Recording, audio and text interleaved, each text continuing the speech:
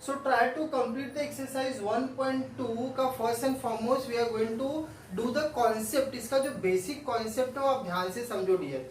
कभी भी अगर आपको साइमल्टेनियस इक्वेशन दिया है लाइक ये लीनियर इक्वेशन के फॉर्म में, तो आपको क्या करना होता है डियर, आपको ऑर्डर्ड पेयर फाइंड आउट करना होता है. ठीक है, अब ये ऑर्डर्ड पेयर कैसे फाइंड आउट करना है वो सब सारी चीजें मैं आपको ये जो एक्सरसाइज 1.2 का एक्सरसाइज सॉल्व किया हूँ उसमें मैंने आपको सारा एक्सप्लेन किया है. ओके, अब यहाँ पे रेडीमेड मैंने ऑर्डर्ड पेयर आपके लिए लिख दिया है और ये सब 4 क्वेश्चंस के आंसर्स आपको देना है which is there in your text book page number. ये क्वेश्चन आपके टेक्स्ट बुक के पेज नंबर 9 के ऊपर है. आप इसको अच्छे से ध्यान से देख लेना. ठीक है, अब इसमें ध्यान से समझो, ये 2 लीनियर इक्वेशंस दिया है डियर, 2 लीनियर इक्वेशंस दिया है तो हमको 2 स्ट्रेट लाइन मिलना चाहिए. बट हियर इवन दोनों का कोऑर्डिनेट्स देखो सेम है, लाइक ऑर्डर्ड पेयर दोनों का सेम है, but we are getting the same line. आप ध्यान से समझो, ये जो मैंने रेड वाला लिखा है डियर, जो रेड वाला मैंने ऑर्डर्ड पेयर लिखा है that is for first one, first kind that is x plus 2y is equal to 4. And second जो मैंने लिखा है ये पेन से, ब्लू पेन से, वो आप देखो ध्यान से डियर, ये क्या है -4, 4, 1, 1.5 and 8, -2. This is for next line. लेकिन ये दोनों का ऑर्डर पेयर सेम लाइन के ऊपर आ रहा है. So it's 3x plus 6y is equal to 12. तो इससे आपको समझ में आ गया डियर कि ये दोनों लाइन का जो ग्राफ है वो क्या है, एक सिंगल लाइन है. ये जो दोनों लीनियर इक्वेशन है इनका जो ग्राफ मिला है डियर वो सेम है कि डिफरेंट है, इट्स अ सेम. तो फर्स्ट वाले का आंसर क्या हो गया, it's a same not different. Different नहीं है, क्या है, सेम है. Now come on the next one, what are the solutions. इसके सॉल्यूशंस क्या है डियर, सॉल्यूशंस क्या होंगे, इंटरसेक्शन वाले ही ना. तो इंटरसेक्शन वाले मींस व्हाट, सारे कुछ इसके लाइक इसके ही सॉल्यूशंस है. तो आप क्या लिख दो सॉल्यूशंस में, जो भी लिखना इसमें से -4, 4, 2, 3 so on and so fourth. तो सॉल्यूशन में क्या हो जाएगा डियर, -2, 3 ले लो, 0, 2 ले लो, देन इट्स 1, 1.5 ले लो, और भी बाकी सारे आप ले सकते हो, मतलब इनफाइनाइट कितने भी आप ले सकते हो. Now come on the next one dear, relation between the coefficient of x, coefficient of y and constant term. इसके बीच का रिलेशन कैसे फाइंड आउट करोगे. अब रिलेशन फाइंड आउट करना है, देखो ध्यान से समझो, ये कोएफिशिएंट ऑफ x है और ये सी ax है, तो कोएफिशिएंट ऑफ x यहाँ पे कितना हो गया 3. ये कोएफिशिएंट ऑफ x यहाँ पे क्या है डियर 1 है.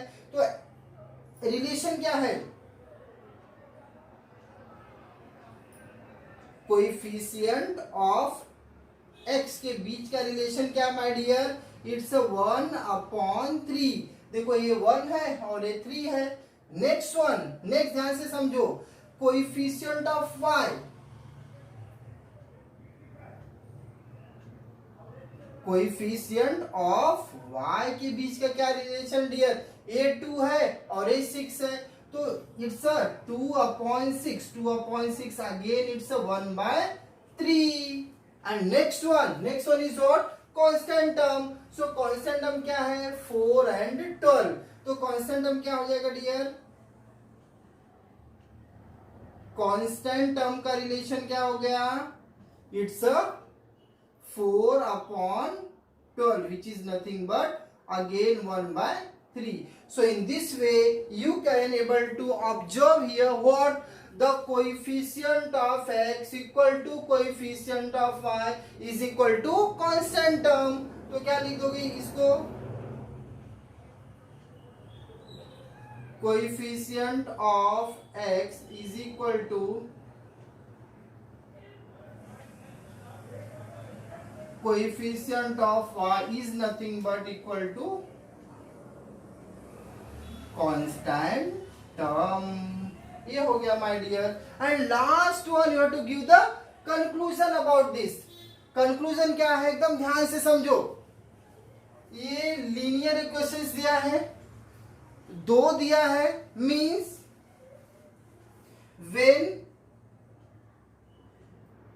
when 2 equations are given but दोनों का ग्राफ क्या है, सेम है, but graph of both are same, then what, then क्या होगा डियर, ये इक्वेशंस के कितने सॉल्यूशन होगा, इनफाइनाइट सॉल्यूशन होगा। अंडरस्टूड? तो कैसे लिखेंगे, when 2 equations are given but graph of both are same, then they have infinite solution. They have infinite solution. So in this way you can able to understand this question. I am repeating once again, it is there in the page number 9.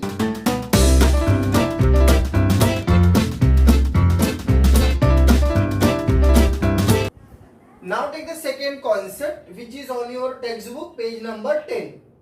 2 linear equations are given.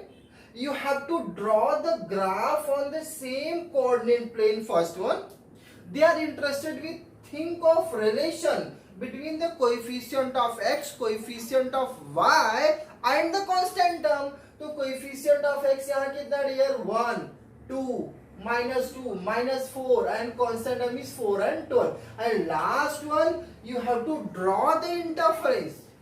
आपको इसका conclusion draw करना है dear. ना एकदम ध्यान से समझो। अब मैंने आपके लिए यहाँ पे ग्राफ ऑलरेडी प्लॉट करके रखा है। देखो ऑर्डर्ड पेयर फाइंड आउट कर लिया सबका एज यूजुअल। आई थिंक अब आपको एकदम क्लियर हो गया रहेगा कि ऑर्डर्ड पेयर कैसे फाइंड आउट करते हैं। Once you found the ordered pair क्या करना है आपको, ग्राफ प्लॉट कर लो। ये ग्राफ डियर देखो यहां पर ये first one that is x minus 2y is equal to 4 का ग्राफ है and next one is the 2x, ये किसका है, it's a 2x minus 4y, 2x minus 4y is equal to 12 का ग्राफ है। एकदम क्लियर हो गया आपको graph.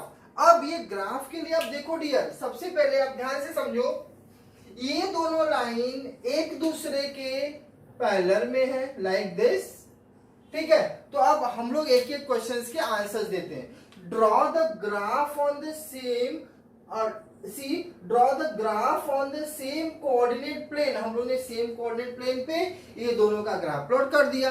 Now come on the next one, they are interested with, think on relation between the coefficient of x, y and constant term। तो relation हम लोग कैसे निकालेंगे डियर, रेशियो निकालेंगे इसका। तो देखो x का क्या है, ये 1 है, ये 2 है, यस और नो, सो इट्स अ 1/2। ये कितना है 2 एंड -4 कितना dear, -2 -4, it's a -4, so this gives you again 1/2। Constant term का क्या है 4 and 12, तो कांस्टेंट टर्म क्या है, इट्स 4/12। इसका रेशियो निकालने डियर, तो 4/12, तो 4/12 कितना आ गया ये, it's 4 1s and 4 3s। Understood? Means क्या है, आपने रेशियो फाइंड आउट किया है, एक्स वाई का रेशियो सेम है बट कांस्टेंट टर्म से अगर एक्स वाई के रेशियो को अगर आप कंपेयर करोगे तो सेम नहीं है। तो यहां पर आपको इन्फरेंस ड्रॉ करना है, मींस कंक्लूजन ड्रॉ करना है। कंक्लूजन क्या ड्रॉ करना है डियर, ध्यान से समझो। और एक और मैं आपको बता दे रहा हूं, अगर आपको यहां लिखना है तो आप लिख सकते हो the ratio of coefficient of x, ratio of coefficient of y and it's a constant term। मैंने यहाँ पे जस्ट एक बार लिख दिया, इसके लिए यहाँ पे नहीं लिखा, आप उसको लिख सकते हो। अब ध्यान से समझो, अब हमको कंक्लूजन ड्रॉ करना है, तो कंक्लूजन कैसे लिखोगे, इसको मैं थोड़ा और ऊपर लिख देता हूं।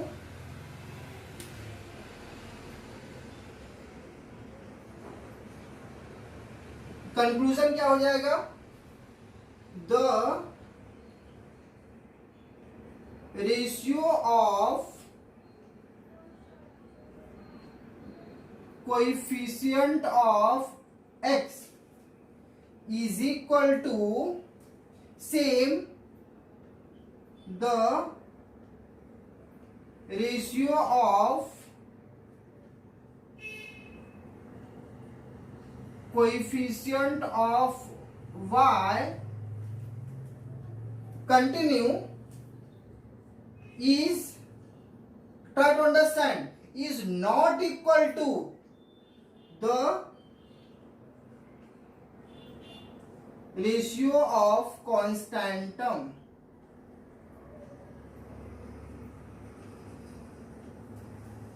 आपको कंक्लूजन क्या मिला dear, the ratio of coefficient of x equal to the ratio of coefficient of y, but ratio of coefficient of constant term, sorry जो इसका रेशियो है कांस्टेंट टर्म का, that is not equal with this.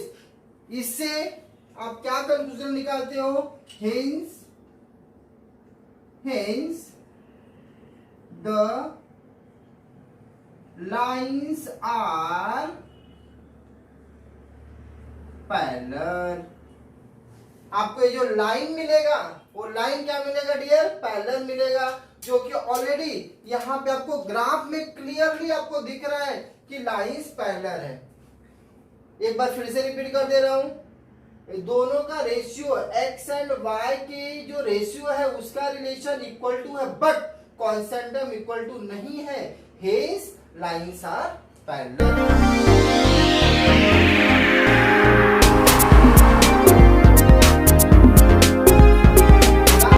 Next concept, when you have given the linear equation in the form of x equal to 2 and y equal to 2, अगर ऐसा दिया है तो कैसे आप ग्राफ प्लॉट करोगे। देखो ध्यान से dear, this equation you can write it down as a see, it's a x equal to 2 दिया है, मतलब आपका y 0 है, तो आप इसको कैसे लिख सकते हो, x plus 0y is nothing but 2।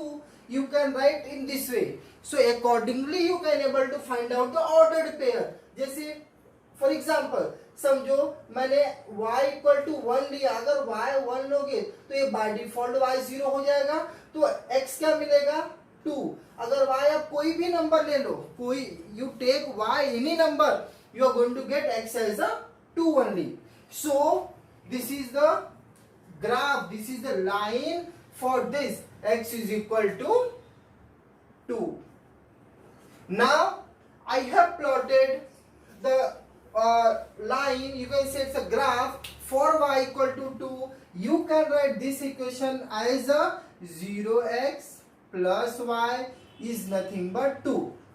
now if I put here x is 1, so it's a 0 into 1 plus y is equal to 2, so y is nothing but, it's a 0 into 1 gives you 0, so y is equal to 2, means any value if you are going to put in this equation my dear, you are going to get the y की value as a 2 only। now this is the graph for y is equal to 2। so my aim is to explain you this is what, now I am going to give you the important conclusion, try to understand and keep in your mind।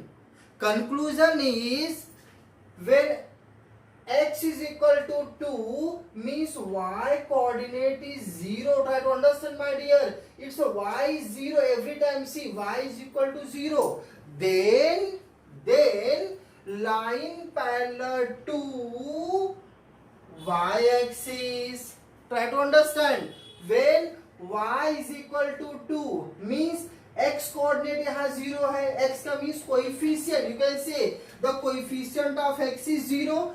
इस case में line किसके parallel होगा, x axis के parallel होगा। Means यहाँ पे आप कोई भी नंबर्स रहने दो, x इक्वल टू समझो अगर यहाँ पे 5 रहेगा तो यहाँ पे क्या आ जाएगा 5 5 5। अगर यहाँ पे 7 रहेगा तो यहाँ क्या होगा 7 7 7। Still these lines are parallel only. अगर y इक्वल टू समझो यहाँ 7 है तो भी अगर y इक्वल टू 7 मिला तो भी लाइन x एक्सिस के पैरेलल होगा। अगर x इक्वल टू 7 मिला तो भी लाइन y एक्सिस के पैरेलल होगा। ट्राई टू अंडरस्टैंड, एकदम थोड़ा भी कंफ्यूजन मत करो। एक बार फिर से रिपीट कर देता हूं, अगर x इक्वल टू 0 है मीन्स अगर यहाँ पे देखो अगर ऐसा आपको y 0 मिल रहा है, x कोई भी नंबर्स है, उस केस में आपका जो लाइन होगा वो लाइन किसके पैरेलल होगा y एक्सिस के पैरेलल होगा। सेम कॉन्सेप्ट हियर, आपको y is equal to something दिया है मीन्स x का कोएफिशिएंट 0 है तो उस केस में लाइन किसके पैरेलल होगा x एक्सिस के पैरेलल होगा। This is all about your exercise 1.2. Any doubt, any problem, you can write down in the comment box. Thank you.